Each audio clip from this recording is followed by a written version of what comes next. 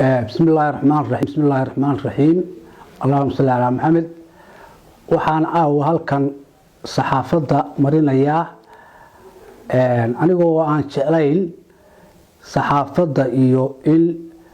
hadalka badan ee meelaha dadka qaarkii ay macaashka ku doonaan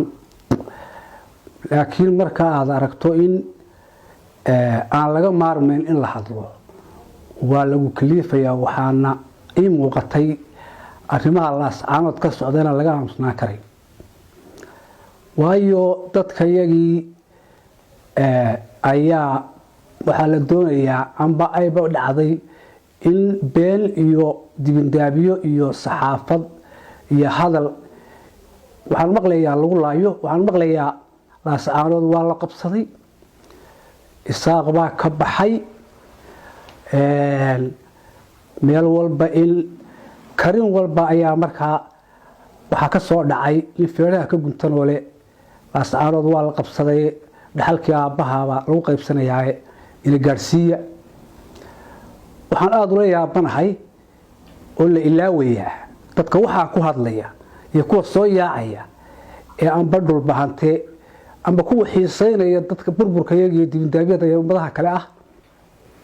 waxay ilaaween haddii isaaqba baxo ama la baxay dadkii kale ee madaxda laascaanood ka ahaa ee magaalada lahaa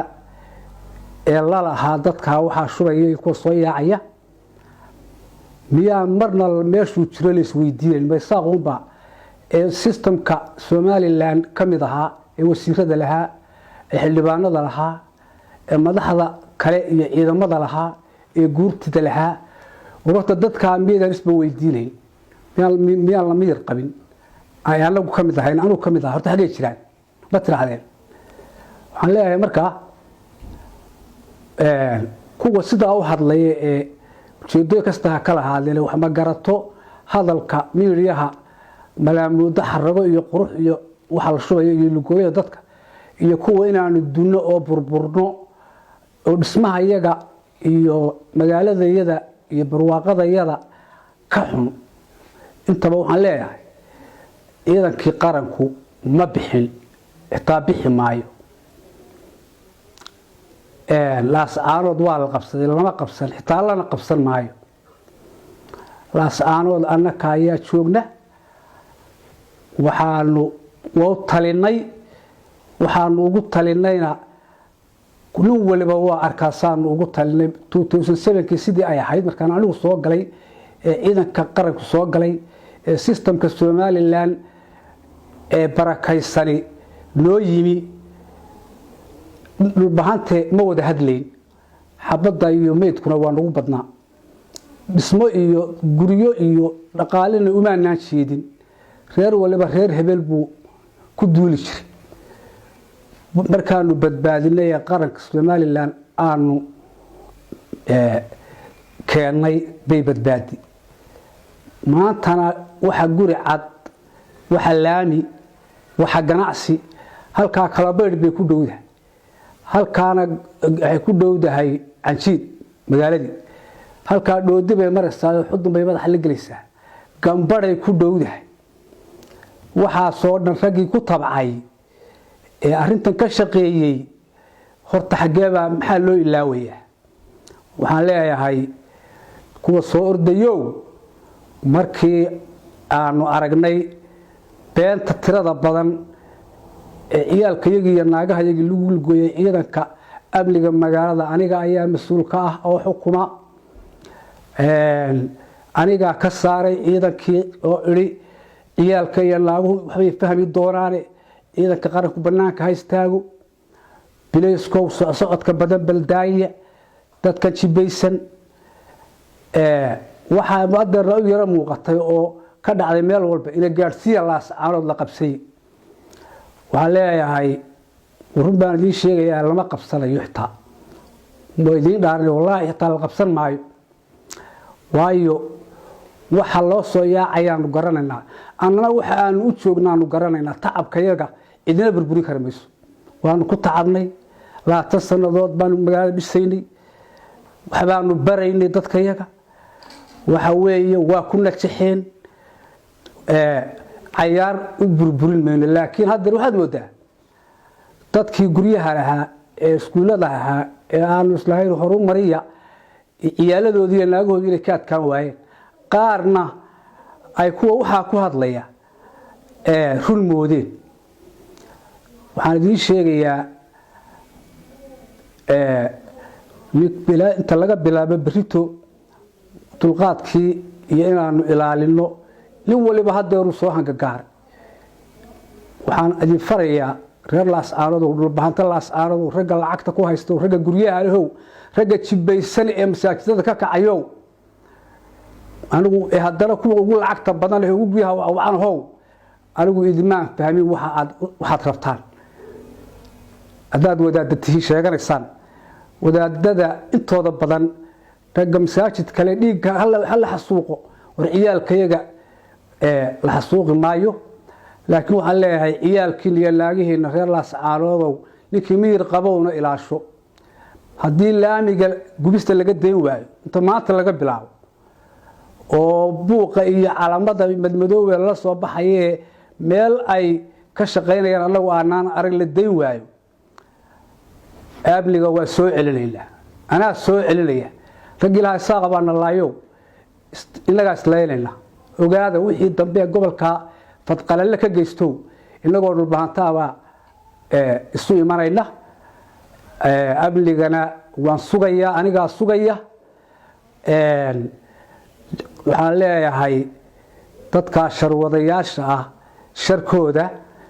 waa ma u soconayee yuu idin galaafan shacabka laascaanoodow hablahow gabdhahow ciyaalkow waanu ka xunnahay wixii maalmihii dhaweyto dhacay ee ciidanka qaranka ee amniga isidhinadii weliba waxaan leeyahay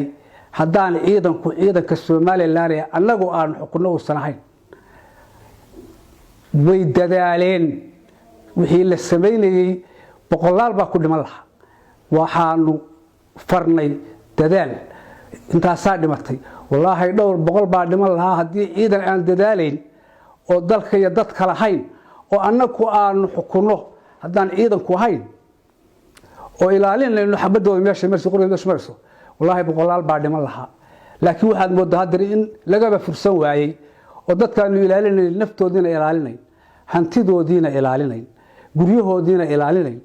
nabadgelyadoodiina ilaalinayn 24 saac ee soo socda haddii aanu aragno shoobare dambe haddaanu aragno laami la gubayo haddaan anigu arko gabadh yar iyo ciyaalo laamiga lagu soo daayay amniga faraha ka bixi maayo wixii soo gaadhnay idinka ka masuula nimanka karmaha ka soo dhacay la leeyahay heblu ka yimi dhulbahantaha aan gobolka u dhalano naga daayo fadqalaalada ka gobolka u dhasho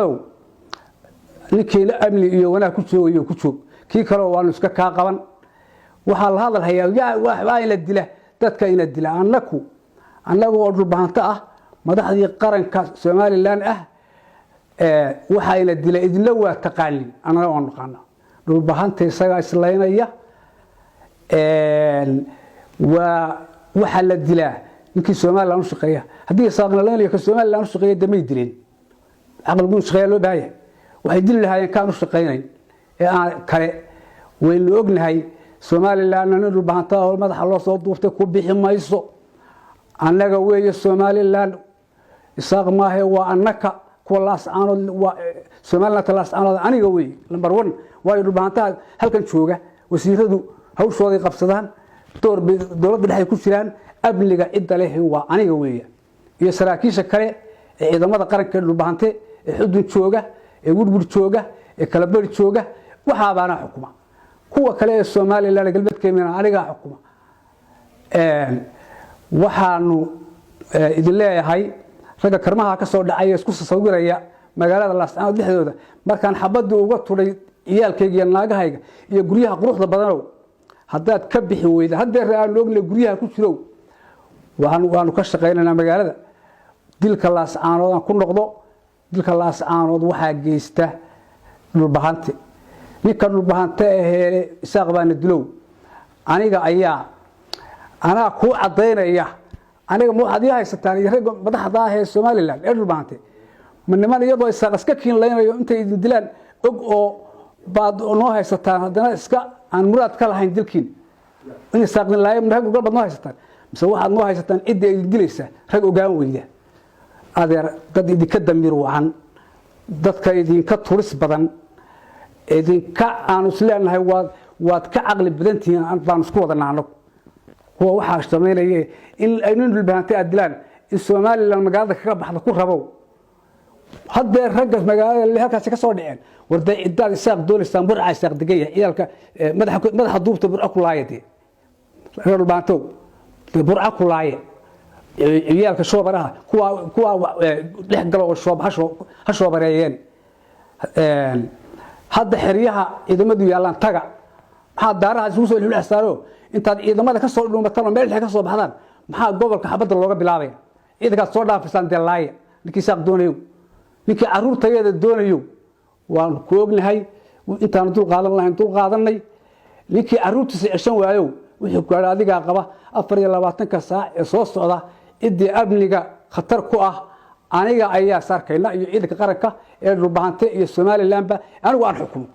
idii amniga la soo